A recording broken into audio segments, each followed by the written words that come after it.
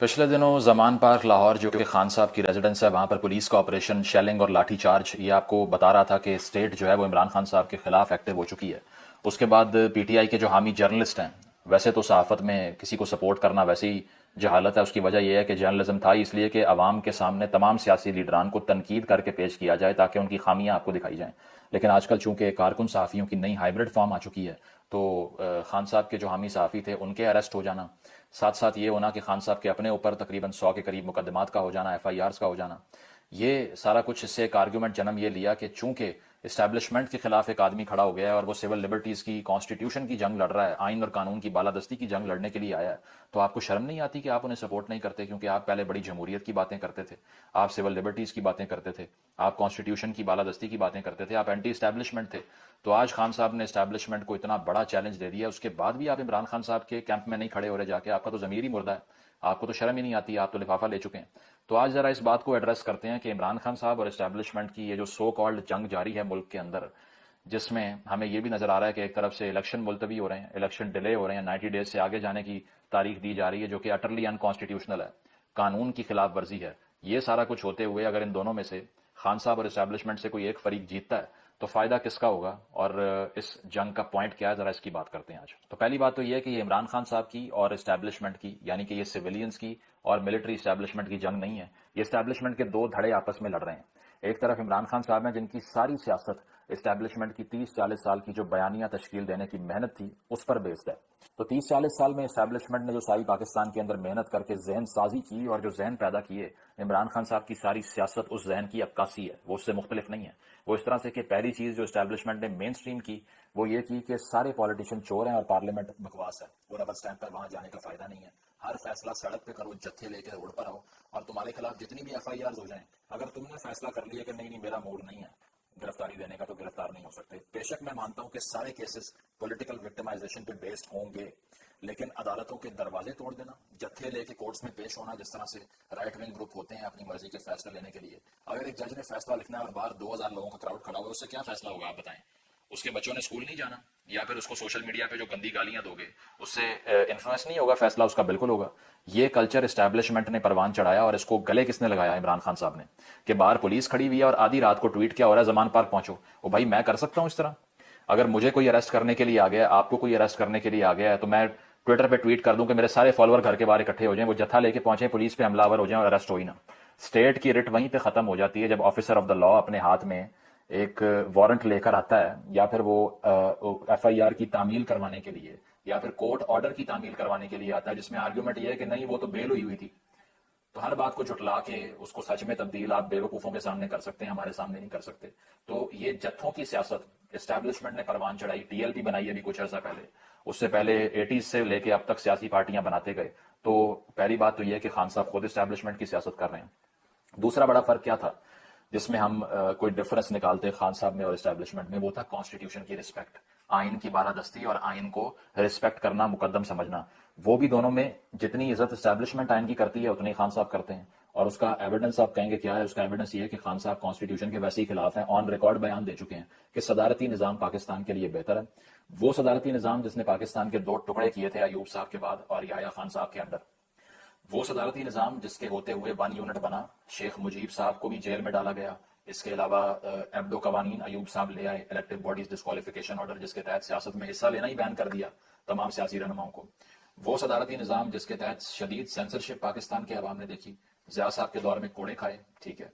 वो सारा कुछ होते हुए भी खान साहब किसके हामी है? सदारती निजाम के। और किसके दुश्मन है? 18वीं तरमीम के। ऑन रिकॉर्ड कह चुके हैं उनके सारे पार्टी के मेंबर्स कि 18वीं तरमीम इज अ ह्यूज प्रॉब्लम, क्योंकि वो सेंटर को कमजोर कर देती है। तो वफाक जब भी पाकिस्तान में मजबूत होता है तो ऐसी मर्डरस रेजीम्स आती हैं, ऐसी तबाहकुन रियासतें आती हैं, ऐसे तबाहकुन लीडर आते हैं जो कि लिमिटलेस पावर से अवाम के गले पे चढ़ चढ़ के छुरी चलाना शुरू कर देते हैं, जो कि यहाँ होता रहा।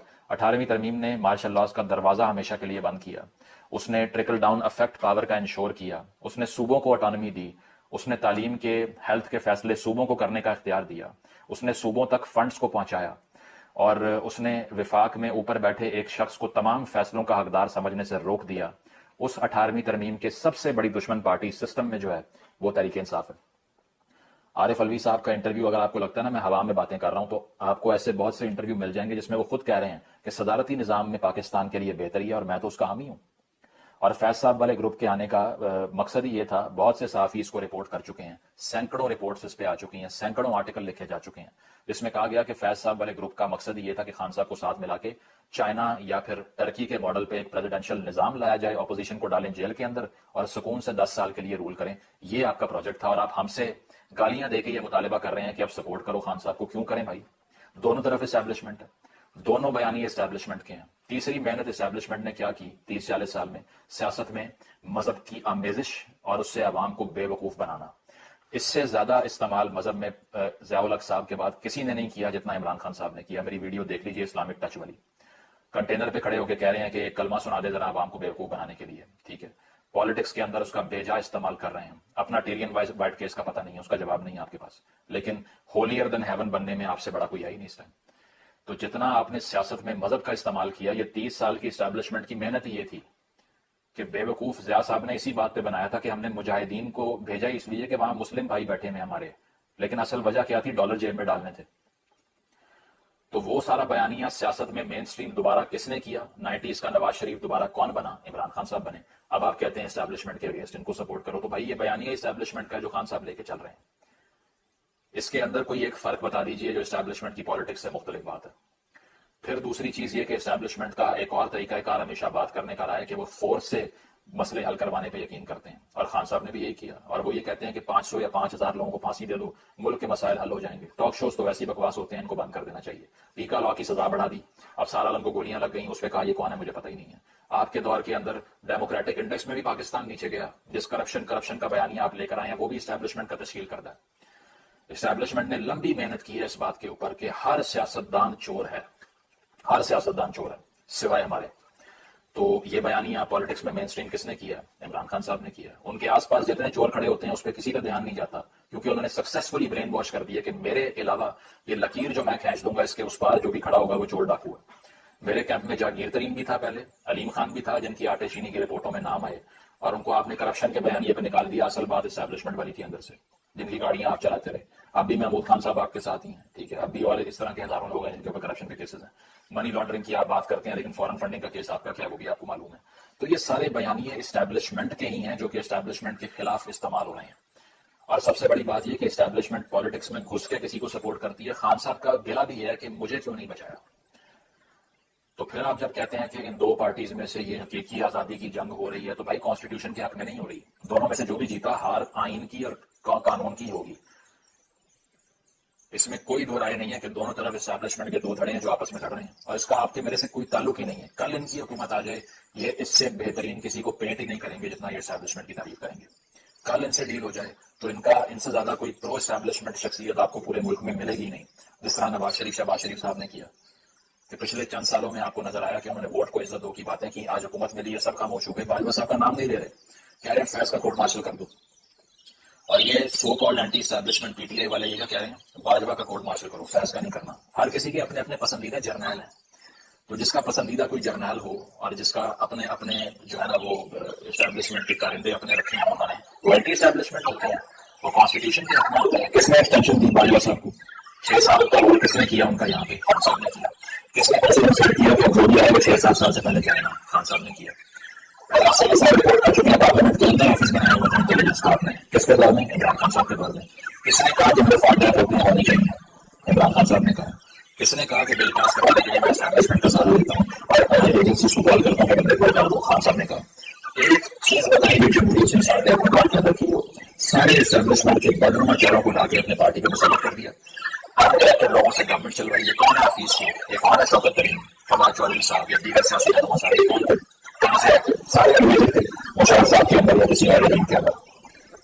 کون لے کے آیا ان کو؟ خان صاحب لے کے آئے، اور اب کہہ رہے ہیں ہم اینٹی اسٹیبلشمنٹ، ہم حقیقی آزادی کی چمولی جنگ لڑ رہے ہیں ہمارے لیے۔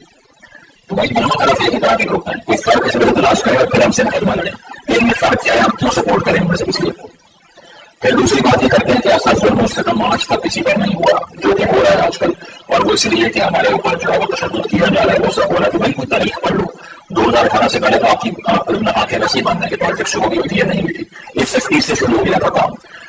پہلے دن سے سول لبرٹی اس ملک میں انشور نہیں تھی، کب سے بات خان صاحب کو جیل ہوئی آپ کو نہیں پتا, آدھی زندگی میں نے جیل میں گزار دی. اور ان کے لیے کس نے بات کی ہاسٹل کے لیے کب سے شروع ہوا ہے سارا جیلوں میں ڈالنے کا سلسلہ کس نے نہیں کی. اس کے علاوہ لاہور مارشل لا جب لگا تو تصفات ہوئے سارے ملک کے اندر, اس کو کس نے کنٹرول کیا؟ آگے فوج نے کیا, جنرل خان نے کیا. اب دیکھو ہماری کے اندر سارے سیاستدانوں کو بند کرا دیا جو جیلوں میں ڈالنے کا سلسلہ شروع ہو گیا. صدر نے کیا, ایوب خان نے کیا, فاطمہ جناح کو بندار کرا دیا.